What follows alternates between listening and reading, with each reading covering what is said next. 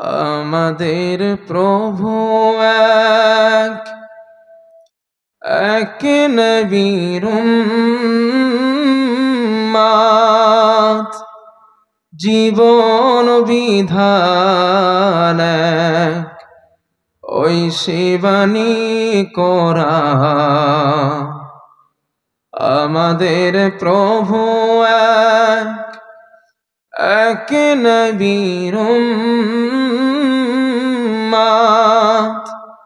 জীবন বিধান এক, ওই শিবানী কোরআন।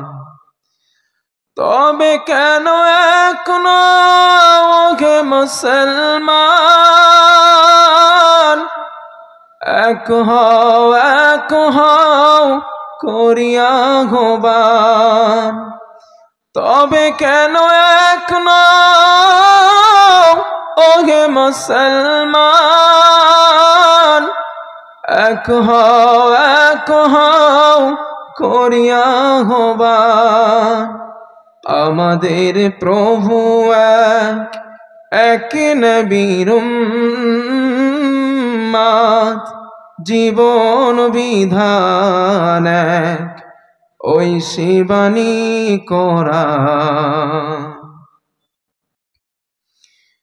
বাইতুল্লাহ এক, মদিনা শরীফ এক, ওহদ পাহাড় এক, বদরের মাঠ এক। বাইতুল্লাহ এক, মদিনা শরীফ এক, ওহদ পাহাড় এক, বদরের মাঠ এক। একটা তো জীবনার মরণ যে একটাই, একসাথে মিলে মিশে একটাই প্রাণ। তবে কেন এখনো ওহে মুসলমান, এক হও করিয়া আহ্বান। তবে কেন এখনো ওহে মুসলমান, এক হও করিয়া আহ্বান। আলহামদুলিল্লাহ, আজ আমাদের আওয়াজ হবে হাদিস টু হাদিস, হাদিস টু কোরআন ইনশাআল্লাহ।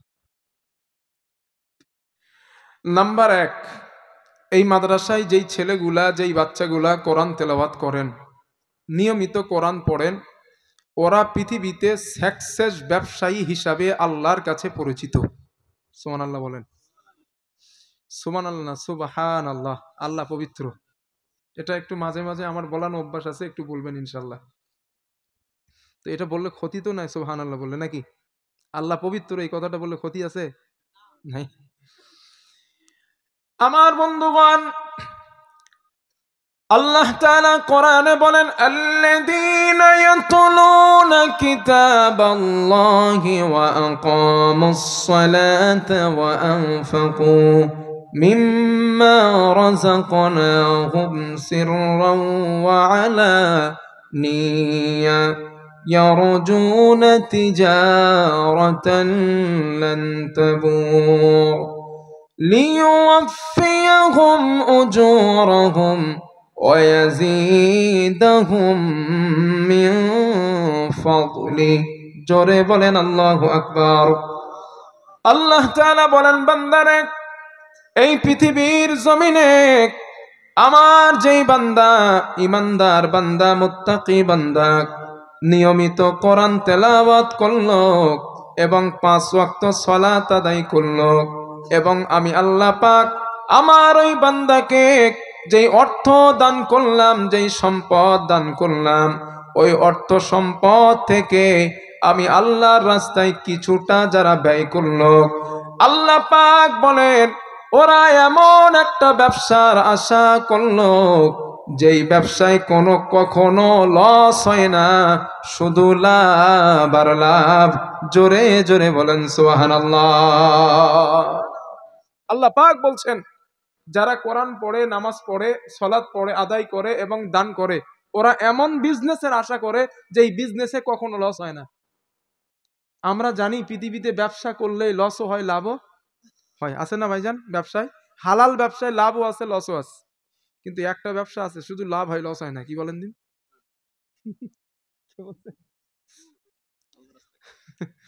ওটা তো আছে এমনি বাহ্যিক আর্থিক দিক দিয়ে একটা আছে, সেটা হলো কিছু কিছু মানুষের কাছে, সবার কাছে না, সেটা হলো সুদের ব্যবসা। আর এখন তো সুদ বলে না, বলে হুজুর ইন্টারেস্ট খায়, মনে করে আল্লাহ ইংরেজি বোঝে না, ইন্টারেস্ট খায়। আমার বন্ধুগণ, যারা দুনিয়ার জমিনে কোরআন তেলাওয়াত করলেন, সালাত আদায় করলেন এবং দান করলেন, আল্লাহ পাক বলেন ওরা এমন ব্যবসার আশা করলো যেই ব্যবসায় কখনো তাদের লস খেতে হয় না। আল্লাহ বলেন সেটা কেমন ব্যবসা? লিইউফিয়াহুম উজুরাহুম ওয়া ইয়াজিদাহুম মিন ফাদলি। আল্লাহ পাক বলেন নামাজ পড়ার কারণে, কোরআন পড়ার কারণে, আমি আল্লাহ রাস্তায় দান করার কারণে আমি আল্লাহ তাআলা ওই বান্দাদের প্রতি প্রতিনিয়ত রহমত, করুণা, দয়া আমি আল্লাহ নাজিল করে দে। আল্লাহ পাক বলছেন আমি রহমত দেই, দয়া, করুণা করি। এবার আপনারা বলেন, এই মাদ্রাসায় যেই ছেলেগুলো প্রতিনিয়ত কোরআন তেলাওয়াত করেন, আল্লাহ ওদের প্রতি দয়া করেন না, করুণা করেন না, রহমত করেন না? এই পৃথিবীতে যেই মানুষটা জীবিত থাকা অবস্থায় আল্লাহর দয়া পেল, ওর থেকে সাকসেস ব্যবসায়ী আর কি আছে বলেন? যে জীবিত থাকা অবস্থায় রবের করুণা পেল, দয়া পেল, রহমত পেল, ওর থেকে সাকসেস ব্যবসায়ী আর কি আছে? নাই। এই জন্য আল্লাহ বলছেন তোমরা কোরআন পড়ো। তো এই মাদ্রাসায় আপনাদের এই জমিনে আল্লাহ পাক রহমত দেন, ঠিক না? তো যেখানে আল্লাহ রহমত দেন সেই জায়গাটা আমাদের ভালো রাখা দরকার, আর ভালো রাখতে গেলে টাকা পয়সা দিতে হবে, ঠিক কিনা বলেন? তো আপনারা যেহেতু দেন, এটা রহমতের জায়গায় দেন। নাম্বার 2, আপনারা আপনাদের ইজ্জত আল্লাহ বাড়িয়ে দেন, এটা কি চান আপনারা? একটু কথা বলেন প্লিজ। আপনাদের সম্মান আল্লাহ বাড়িয়ে দেন, চান? কোরআন পড়েন, কোরআন পড়লে ইজ্জত বেড়ে যাবে। দলিল হাদিস। আল্লাহর নবীর সাহাবা হযরত ওমর রাদিয়াল্লাহু তাআলা নাফে ইবনে আব্দুল্লাহ নামে এক ব্যক্তিকে মক্কার আশেপাশের গ্রাম্য অঞ্চলের শাসক বানালেন।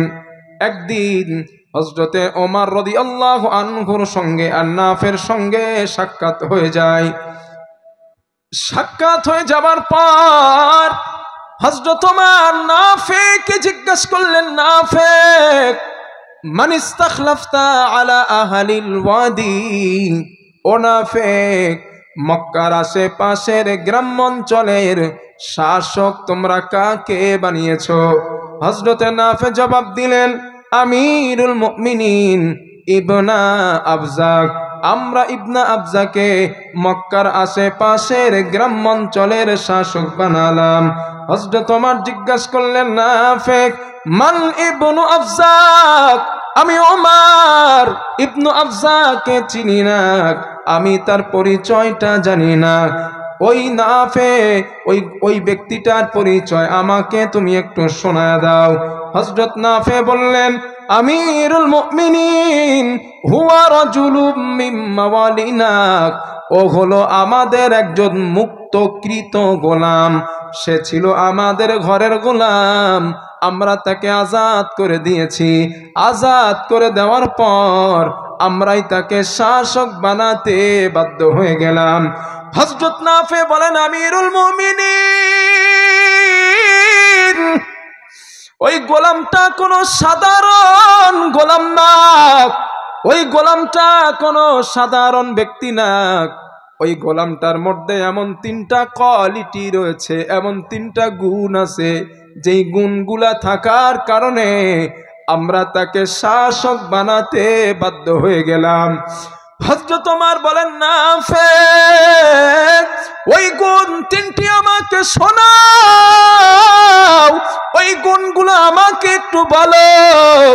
হযরত নাফে বললেন, আমিরুল মুমিনিন 1 নাম্বার কোয়ালিটি, ইন্নাহু লাকারিউল লিকিতাবিল্লাহ, ওই গোলামটা আল্লাহর কোরআনের বিশেষ অভিজ্ঞ ব্যক্তি।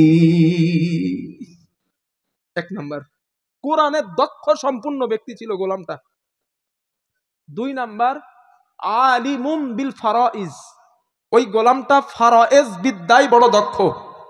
তিন নাম্বার, কাজিম, লোকটা বিচার জানে খুব ভালো। এক নাম্বার কোরআনের বিদ্যায় দক্ষ, দুই নাম্বার ফারাইজ বিদ্যায় দক্ষ, তিন নাম্বার বিচার জানে ভালো। এই তিনটা গুণ ওর মধ্যে থাকার কারণে ও ওমর, আমরা ওই ব্যক্তিটারে গোলাম হওয়ার পরেও শাসক বানাইছি। হযরত ওমর বললেন, নাফে, ঘটনাটা এবার বুঝতে পারছি আমি। কি বুঝেছেন হুজুর? হযরত ওমর বললেন, শোনাক, আচ্ছা আমি নসিহত, ওয়াজ, হাদিস বোঝাতে পারছি আপনাদের? এমনি আমার 9টার দিকে দিলে ভালো হইতো। এখন এমনি মুর্শিদাবাদে ঠান্ডা, আর 12টার নিচে লোক থাকতে চায় না। মুর্শিদাবাদে আরো এসছি তো, আমি জানি এখানকার সিচুয়েশন। কিন্তু হুজুর আমারে বলছে, হুজুররা আসতে দেরি করলে কি করবো, এসে দেখি ঘরে হুজুর একজন ওয়েটিং এ। তো এই রাত 10:30টায় পেরে আমি বসেছি 10টা 20-তে। এখন কত সময় যে আপনাদের মাথায় দিতে পারবো আমি ঠিক বুঝতে পারছি না। প্লিজ একটুখানি কষ্ট করেন, আশা করছি ইনশাল্লাহ অসুবিধা হবে না। যাক, যে কটা কথা বলছি একটাও হাদিসের বাইরে বলবো না ইনশাল্লাহ, প্রত্যেকটা এবারাত সহ বলছি, মানে একটা কথা ভুল হবার সম্ভাবনা নাই। আর ওলামায়ে কেরাম এখানে আছেন, যদি সন্দেহ হয় যে হুজুর এই হাদিসটা মানে জয়ীফ বা হাদিসটা সনদ দুর্বল আছে, বলতে পারেন, আমার সব মুখস্থ আলহামদুলিল্লাহ, বলে দিব। কারণ আমি মাহফিলে দুর্বল সনদের হাদিস বর্ণনা করি না, কারণ আপনারা সাধারণ মানুষ, আপনারা তো বুঝবেন না। আপনাদের জবাব দিতে হবে না, কিন্তু আমার তো দিতে হবে, তাই না? আমার তো একটা জবাব দেওয়ার ভয় আছে আল্লাহর কাছে। তো কেন এইগুলা বলে আপনাদের সমস্যায় ফেলবো খামোখা, এই জন্য বলি না আমি। আমার বন্ধুগণ, হযরত ওমর রাদিয়াল্লাহু তাআলা আনহু বললেন, নাফে, আমি তোমার কথার সঙ্গে একমত হয়ে গেলাম, কারণ এই কথাটা আমি আমার রাসূলের মুখে বলতে শুনেছি। আল্লাহর নবী বলতেন, ইন্না নাবিয়্যাকুম সাল্লাল্লাহু আলাইহি ওয়াসাল্লাম ক্বাল ইন্নাল্লাহা ইয়ারফা'ু বিহাযাল কিতাবি আকওয়ামান ওয়া ইয়াদউ বিহি আখারিন। আল্লাহর নবী বলেছিলেন, নাফিক, আল্লাহর নবী বলেছিলেন, সাহাবারা, এই কোরআনের মাধ্যমে আল্লাহ কারো সম্মান বাড়িয়ে দেন, আবার এই কোরআনের মাধ্যমে আল্লাহ কারো সম্মান কমিয়ে দেন। আজ এই মাদ্রাসা ছেলেগুলোর সম্মান দিলেন কে? জোরে বলেন। আপনারাও যদি পৃথিবীর জমিনে সম্মান পেতে চান, ইজ্জত পেতে চান, আল্লাহর নবী বলেন, উম্মাত, তোমরা কোরআন তেলাওয়াত করো, কোরআন পড়ো, কোরআন অনুযায়ী জীবন পরিচালনা করো, কারণ এই কোরআনের মাধ্যমে আল্লাহ তোমার সম্মান বাড়িয়ে দিবেন। হাদিস নাম্বার 3, যেই মানুষ, এই মাদ্রাসার ছেলেগুলার দৃষ্টান্ত আল্লাহর কাছে মিষ্টি কমলা লেবুর মতো। কার মতো? একটু কথা বলেন। কমলা লেবু। আল্লাহর নবী বলেন, ক্বালা রাসূলুল্লাহ সাল্লাল্লাহু আলাইহি ওয়াসাল্লাম, আল্লাহর নবী বলেন, রাসূলুল্লাহ সাল্লাল্লাহু আলাইহি ওয়াসাল্লাম বলেন, নবীজি বলেন, মাসালিল মুমিনিল্লাযী ইয়াকরাউল কুরআন, যেই ঈমানদার, যেই মুসলমান নিয়মিত কোরআন তেলাওয়াত করে, আল্লাহর রাসূল বলেন আল্লাহর কাছে তার দৃষ্টান্ত হয়ে যায় কামাসালিল উতুরুজ্জা, মিষ্টি কমলা লেবুর মতো। এরপরে আল্লাহর নবী বলেন, ও আমার সাহাবারা, আমি নবী মিষ্টি লেবুর কথা কেন বললাম তোমরা জানো? সাহাবারা বললেন, হুজুর কেন বললেন? আল্লাহর নবী বলেন, রিহুহা তাইয়িবুন ওয়া তা'মুহা তাইয়িবুন, যেই কমলা লেবুর স্বাদ অনেক সুন্দর, যেই কমলা লেবুর ঘ্রাণ অনেক সুন্দর, যার স্বাদ খেতে অনেকটাই মিষ্টি লাগে। আল্লাহর রাসূল বলেন, ও আমার সাহাবাদের দল, কমলা লেবুর মতোই ঈমানদারের দৃষ্টান্ত আল্লাহর কাছে হয়ে যায়, যেই ঈমানদার নিয়মিত আল্লাহর কোরআন তেলাওয়াত করেন। এবার আপনারা বলেন, এই মাদ্রাসার ছেলেগুলা কোরআন পড়ে না পড়ে না? আরো জোরে বলেন। তো যেই ছেলেগুলা নিয়মিত কোরআন তেলাওয়াত করেন আল্লাহর কাছে ওদের দৃষ্টান্ত কেমন? কমলা লেবুর মতো। এরপরে আল্লাহর নবী বলেন ওয়ামাসালুল মুমিনিল্লাযী লা ইয়াকরাউল কুরআন, যেই ইমানদার, যেই মুসলমান, যেই মুত্তাকি নিয়মিত কোরআন তেলাওয়াত করে না, কোরআন পড়ে না, আমার নবীজি বলেন আল্লাহর কাছে তার দৃষ্টান্ত হয়ে যায় কামাসালিত তামরা, খেজুরের মতো। আপনারা বলেন খেজুর খেতে স্বাদ লাগে কিন্তু খেজুরের সুঘ্রাণ আছে? বলেন নাই, সুঘ্রাণ নাই, শুধু স্বাদ আছে। রসুল বলেন যে কোরআন পড়ে না যে ইমানদার, ওর দৃষ্টান্ত খেজুরের মতো। নবী কেন বললেন? কারণ নবী বলেন খেজুর খেতে স্বাদ লাগে কিন্তু খেজুরের সুঘ্রাণ নাই। ব্যক্তিটার ঈমান আছে, এজন্য ওই ব্যক্তিটার আল্লাহর কাছে স্বাদ আছে, কিন্তু কোরআন না পড়ার কারণে ওর সুঘ্রাণ নাই। এই মাদ্রাসার ছেলেগুলার স্বাদও আছে, সুঘ্রাণও আছে। তাহলে যাদের দৃষ্টান্ত আল্লাহর কাছে কমলা লেবুর মতো, তাদের ভালোবাসা দরকার, ঠিক না ভাইজান? তাদের ভালোবাসা উচিত। আমরা বাসবো বলেন ইনশাআল্লাহ। হাদিস নাম্বার 4। এটা হাদিস এখানে হুজুর মাদ্রাসা না হেডস হয় এখানে বাচ্চাগুলো? ও আচ্ছা আচ্ছা আচ্ছা, শিশু। ও কোরআনও আছে না? মাশাআল্লাহ। আচ্ছা আচ্ছা। আমার বন্ধুগণ, আমার বন্ধুগণ, 3 নাম্বার 4 নাম্বার কোরআন তেলাওয়াত করার ফজিলত আল্লাহ তাআলা বলেন, ক্বালা রাসূল, আল্লাহর নবী বলেন ক্বালা রাসূলুল্লাহ সাল্লাল্লাহু আলাইহি ওয়াসাল্লাম, আল্লাহর নবী বলেন, নবীজি বলেন ইকরাআল কুরআনা ফাইন্নাহু ইয়াতি ইয়াউমাল কিয়ামাতি শাফিআন লিআসহাবিহি। আল্লাহর নবী বলেন আমার উম্মত তোমরা কোরআন পড়ো, বেশি বেশি করে তোমরা কোরআন পড়ো। আল্লাহর নবী বলেন কেন পড়বা জানো? কারণ কিয়ামতের দিন এই কোরআন মানুষের জন্য আল্লাহর কাছে সুপারিশ করবে।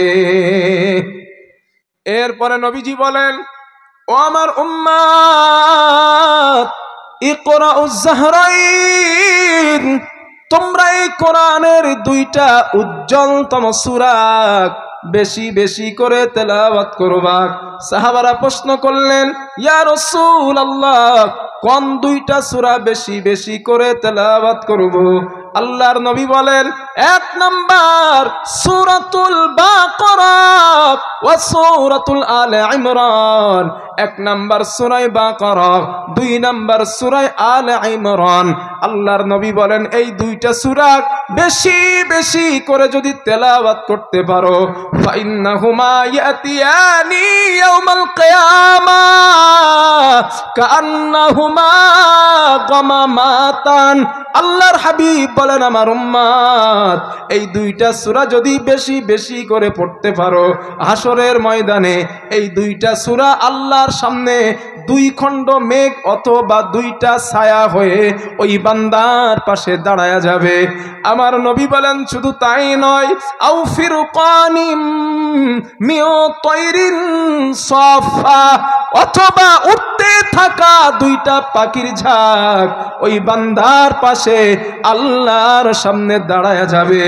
আবার নবী বলেন ও আমার উম্মত এই 2টা সূরা তোমরা দুনিয়াতে বেশি বেশি পড়বা, কিয়ামতের দিন এই 2টা সূরা তোমার পক্ষে আল্লাহর সঙ্গে তর্ক করা আরম্ভ করবে। কিয়ামতের দিন এই 2টা সূরা আল্লাহর সাথে তর্ক করতে করতে তোমাকে আল্লাহর দয়ার জান্নাতে নিয়ে যাবে। পড়বেন ইনশাআল্লাহ না? পড়বেন তো ইনশাআল্লাহ না?